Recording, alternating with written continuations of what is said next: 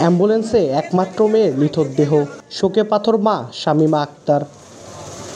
কোটা সংস্কার আন্দোলনের জেরে বিশ্ববিদ্যালয় বন্ধ ঘোষণা করা হলে বুধবার সকালে ঢাকা থেকে বাড়ির উদ্দেশ্যে বগুড়া রওনা দেন বেসরকারি বিশ্ববিদ্যালয়ের শিক্ষার্থী সানজিদা সন্না। দুপুরে বগুড়া শেরপুরের ফুড ভিলেজ রেস্টুরেন্টে বাসটি যাত্রা বিরতি দেয়।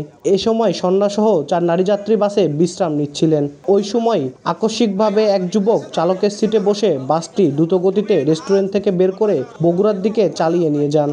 শেরপুরের মির্জাপুর বাজার এলাকায় পৌঁছালে সন্না আতঙ্কে জানালা দিয়ে লাফিয়ে পড়লে ঘটনাস্থলেই তার মৃত্যু হয়। ফুড ভিলেজে কথা হয়েছে আমার সাথে।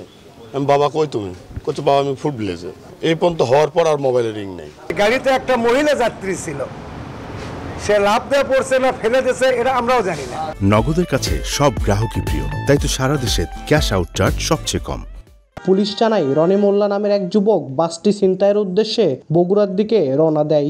খবর পেয়ে শাহজাহানপুরের লিচুতলা থেকে বাসসহ বাকি 3 যাত্রীকে উদ্ধার করা হয়। আটক করা হয় রনি মোল্লাকে। তবে রনির পরিবারের দাবি, বেশ কয়েক বছর যাবৎ সে মানসিক ভারসাম্যহীন। পুলিশ বলছে তদন্ত করে নেওয়া হবে আইনি ব্যবস্থা। মাথা সমস্যা, ক্যান্সার করে 2 দিন আগে বাইরে থেকে বাড়াছে।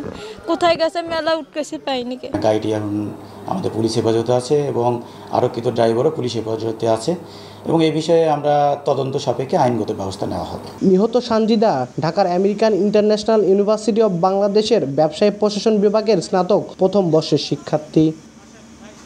আব্দুল আউয়াল, সময় সংবাদ, বগুড়া।